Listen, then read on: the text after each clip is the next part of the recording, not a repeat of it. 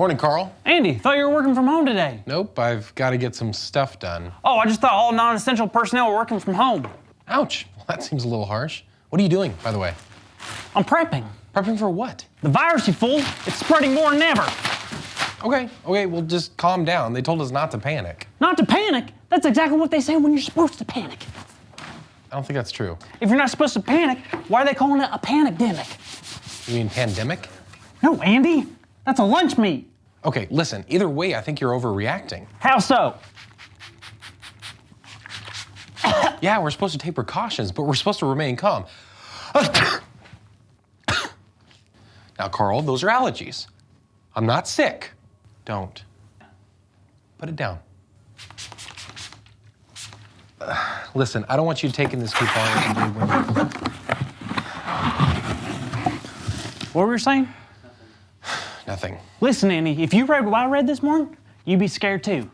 What did you read? I mean, what one-sided, unreliable source did you read from this morning, Carl? It's called the Bible. Oh, I didn't mean... Oh, I bet you didn't. James 4:8, wash your hands, you sinners. Carl, that's not... You ain't doing this again. There's no special meaning, no gray area. It says it as pure as day.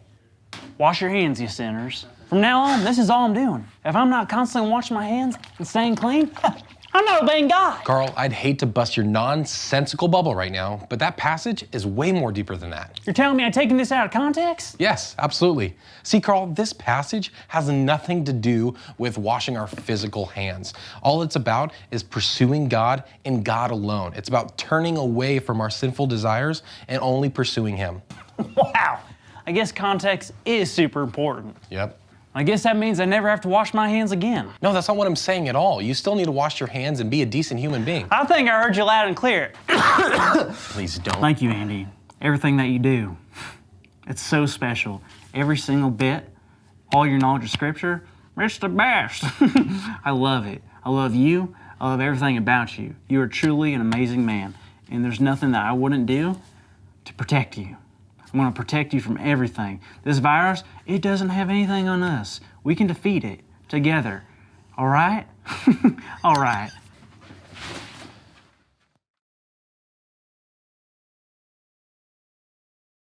East Swamp students, what's going on? We're so happy to have you here tonight on the live stream. It's gonna be a great time. But before we start, we've got a special opportunity for you guys. It's gonna be awesome. And the more people that are interested in signing up, the better. So, we are looking at 2 Timothy 3 in church, and we want to make a big collage of everyone reading it. So, what you're going to do is you're going to record yourself reading 2 Timothy 3, and we're going to take little bits and pieces from everyone's different recordings, and we're going to splice them all into one big collage. And it's going to be super cool, and we're going to put it up on the church live stream on Sunday, and again on the HSM live stream next week. So, if you're interested in that, you should be. I'm doing it, he's doing it, she's doing it. It's going to be awesome. So you can reach out to us on Instagram, DM us at East Swamp Students, or you can reach out to David Smith over there at dsmith@eastswamp.org. And we're going to give you instructions on how to do it, and it's going to be so cool. I hope you're interested, and I can't wait to see you guys do it. Thanks. Enjoy the live stream. Hello everybody, welcome to HSM tonight. Good news, I made it outside of my living room. So here I am. As exciting, Dad. Yeah. Glad to have you here. I'm actually at church. I can see another human being. David is right here. Hi David. Hi Ben. We are practicing social distancing. So we have our handy dandy tape measure here. And Six 6 feet. 6 feet, we're good. Well, now I can't touch that end of that. Yeah, don't touch it.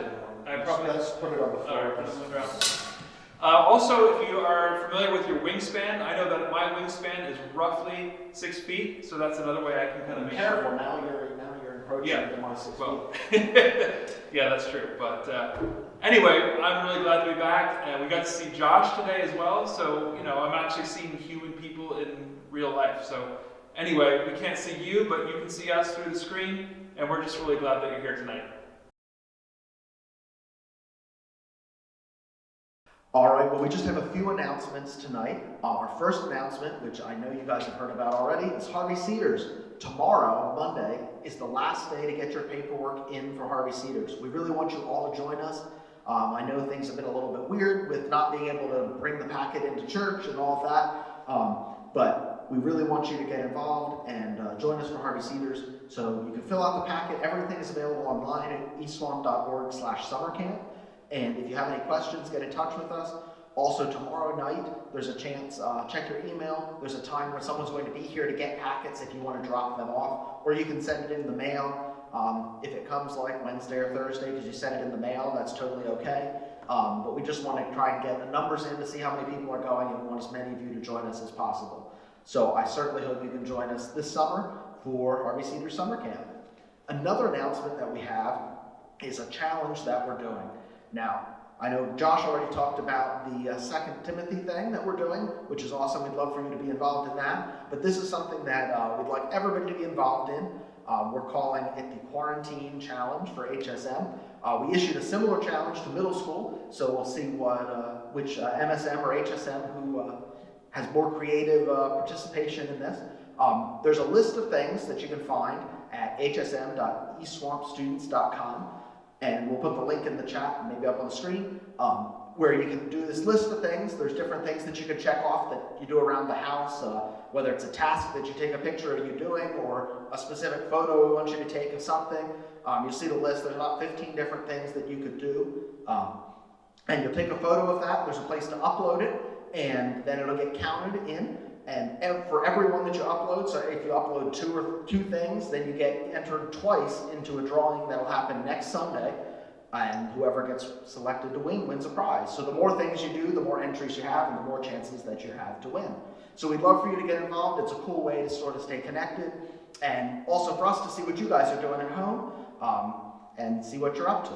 So we'd love for you to join us, and hopefully we can show some of those pictures maybe next week at HSM so that we can all sort of be connected and see what all everyone else is doing at their homes. So I'm really looking forward to Ben, who's going to be sharing tonight. I'm going to pass it over to him. He's going to be sharing a short devotional tonight with us. Over to Ben. All right, thank you, David. A lot of good announcements. Again, I am thrilled to actually be out of my living room and in the landing. And I look forward to the day when all of us will be together in the landing again for HSM. So, yeah, definitely still weird, right? Like, we're still going through this. It's not just, okay, a week, 2 weeks, like, we're still in this right now. So, what was going on in my mind recently was, like, thinking about how we're quarantined, we're supposed to stay at home, only, like, essential workers should be out and about. It's really weird. We're all sort of like isolated, and it made me think of leprosy in the Bible. Like when Jesus was walking around with the people, like leprosy was a problem, right? And if you were a leper, if you had leprosy, you were cast out. Like you had to live outside the city, outside the camp. You had to live out in a little colony with other lepers. Now, why would they do that? Well, the whole point of like being isolated was so that you weren't going to contaminate and infect other people. And that's why they had to live outside. Just like right now, like if you have been exposed to COVID-19, you have to self-quarantine, you have to isolate yourself. That's why we're practicing social distancing too. But anybody that has actually come in contact with the virus, they're supposed to like be locked away by themselves for at least 2 weeks. So really until they get better. So it just made me think like, wow, that's sort of similar to like if you were a leper, you would have to be totally like thrown outside of the camp, and you can't like be in contact with anybody else except for other people who have that disease, and how lonely that would be. And there was no cure or no known cure for leprosy, and it was something that you were going to have for your whole life. It also, in the Bible times, it excluded them from being able to be a part of the community, and they couldn't even go into the temple. They couldn't worship. They couldn't offer sacrifices. They were unclean, so they had to be totally separate from even that very meaningful connection that they would normally have with God and with the people. So what I really thought was amazing was like, okay, let's look at how Jesus interacts with somebody with leprosy. Because it made me think too, like, okay, well, what would it be like if Jesus were here now? And what would he do and how would he be involved with the spread of this disease too, called COVID-19? So I'm going to pick up in Luke's Gospel. This is Luke chapter 5, starting at verse 12. While Jesus was in one of the towns, a man came along who was covered with leprosy. When he saw Jesus, he fell with his face to the ground and he begged him, "Lord, if you are willing, you can make me clean." Jesus reached out his hand and touched the man. "I am willing," he said. "Be clean." And immediately the leprosy left him. Then Jesus ordered him, "Don't tell anyone, but go and show yourself to the priest and offer the sacrifices that Moses commanded for your cleansing as a testimony to them." Yet the news about him spread all the more, so that crowds of people came to hear him and to be healed of their sicknesses. But Jesus often withdrew to lonely places and prayed. So, amazingly, Jesus breaks right through all of that potential contagious, infectious disease. He breaks right through and he reaches out and he touches the man that has leprosy. And immediately the man is healed. Okay. What this really shows me is not just that Jesus is willing to break into a person's life and cleanse them of a disease, but even bigger than that, what I want to say is we are all gross. Starting with my son Kieran. He's gross. I love him. He's wonderful, but he's gross. He's about 18 months old, and he cannot stop putting disgusting things into his mouth, no matter what. Just yesterday morning, we were making breakfast, and we were letting him eat some cheese.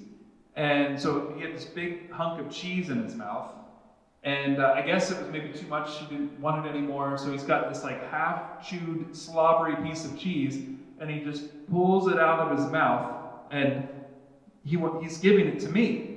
I do not want your disgusting, slobbery cheese. That's disgusting. But, I was like, okay, I took it from him, I threw it away. It's gross. But the thing is, I love him. So if he has something harmful in his mouth, sometimes he'll be like, "Here, what do you have in your mouth?" And he knows that he shouldn't have something in his mouth, so he runs away to a corner somewhere. And you have to track him down, pull him out, and you have to stick your finger into his mouth and you pull out a wood chip or a stone. So before Kieran, I can't think of any time I had to stick my finger into somebody's mouth. It's gross. But there's something that has transformed me, and that is my love for my son is greater than the disgusting grossness of things like his snot or his saliva or his poop. It's just the reality. It's changed me. And I think any father or mother will tell you, we love our children more than being disgusted by them. So that's a good thing, right? It's good that I love Kieran more than I am disgusted by him. But now let's take real big picture, okay? God in heaven, he sees humanity and he is disgusted by the sin and the infectious disease that sin is. Sin has come into the human heart and has permeated every aspect of our thinking, of our lives, of our interactions with other people. We are sinful people.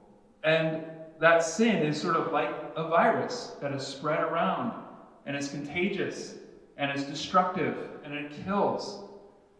So the big picture thought is God sees this humanity suffering with incredible sickness of sin, an infectious disease that is just spreading around the earth for all of time. And you could say That God could have looked at us and been just disgusted. Like, they're gross, they're disgusting, they're sinful, they're dirty, they're infectious. I'm going to stay away from them. But the picture that we see is God sending Jesus into the world as a human among the infectious disease of all of this humanity of sin. So God sends Jesus, who's completely perfect and spotless, and sends him into the cesspool, the sewer of our sin. I am amazed that God would take such compassion and pity and mercy and grace on us as his people. So this whole virus, this COVID-19 thing, has just really helped to frame in my mind like how God saw us, even in our infection, even in our disease, and just broke right into our world and said, I love you more than I am disgusted by your sin. I love you, and I'm going to rescue you from your sin. And we see that play out in a micro scale in this passage right here in Luke. Like, what does the man say? First of all, the man falls to his face and he begs Jesus. Like, just think of this condition. Like, he's been isolated and separate from his family, from his loved ones, ever since he got this disease. He's begging Jesus. He says, Lord, if you are willing, you can make me clean. And Jesus right away just reaches out his hand, touches him, and says, I am willing, be clean. Like, God is willing to rescue you. He's willing to save you from your sin. He's willing to get right there and go right past all of that nasty that you may be trying to keep hidden, that maybe the parts of you that you don't want people to see. Jesus is reaching right past all those, and he's touching you. He's touching that inner person and cleansing. He says, I am willing, I want you to be clean. And that is the power of the gospel. That is what Jesus has done for us. He has intervened into our world. He has taken all of our filth and all of our sin onto himself and paying our penalty. He took that penalty and put it on himself on the cross for you and for me, because he loves us more than he would be disgusted by our sin. Amen. And then he rose from the grave, defeating death, defeating sin, and ascended and is seated at the right hand of the Father. His job is done, and he will come back and take us to be with him. He's preparing a place for us right now. That's amazing. That's what we call the gospel, and that's what I want every one of you to know, that God has intervened on your behalf. And he still is intervening right now. But now what about us? What do I want you to do? What does God want me to do? What does God want you to do? I am not suggesting that you should go out and start touching people with COVID-19. I do not want you going out breaking social distancing laws or rules or guidelines and touching people and hugging people. No, we're still practicing the guidelines that the government has put out in place. We want to stay 6 feet away. We don't want to go to work if we're not supposed to go to work. We want to be careful even when we're getting our groceries. But still, what does that mean? Like, I'm not saying that I want you to reach out and touch somebody like Jesus did. But I am saying I do want you to reach out and touch somebody. But you have to be creative with what that looks like. Like, your generation, you know so many more ways to connect with people than I do using digital and virtual means. Like, I am a total newcomer when it comes to like understanding technology and how do I interact with you on the other side of that camera. But your generation, you've grown up with this stuff. You know about platforms that I don't even know about. So I'm saying that you can reach out and touch someone. Not with your actual hands, but you can use those platforms and those digital, virtual ways to be able to be involved with people. And you can be creative in that.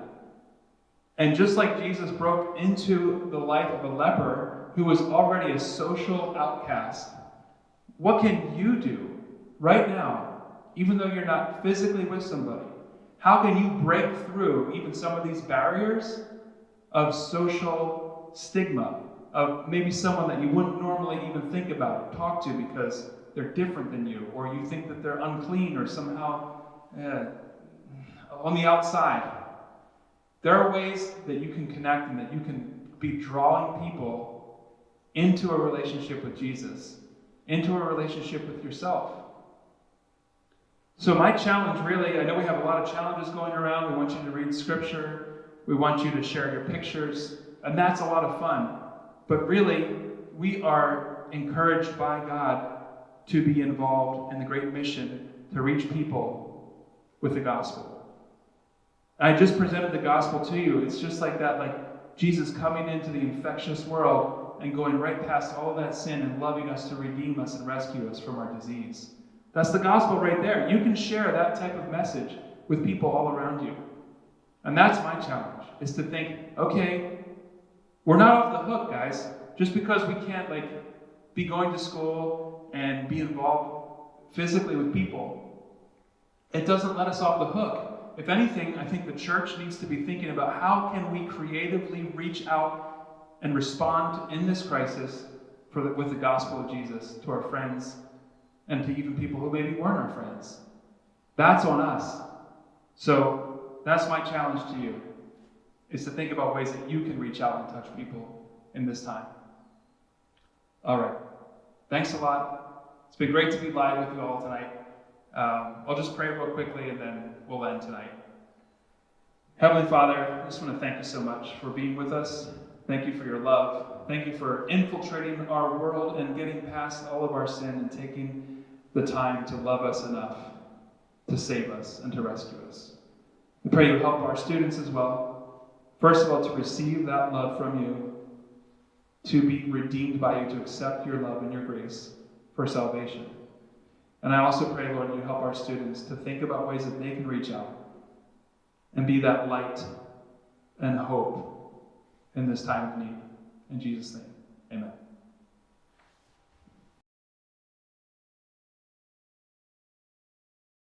Thanks, Ben, for that encouragement. That was it's good to think about ways that we can reach out to people that's maybe different than the ways we normally might, especially because everything's kind of weird and different and unusual right now. But it's important to be connected in ways that we're able to connect. Right.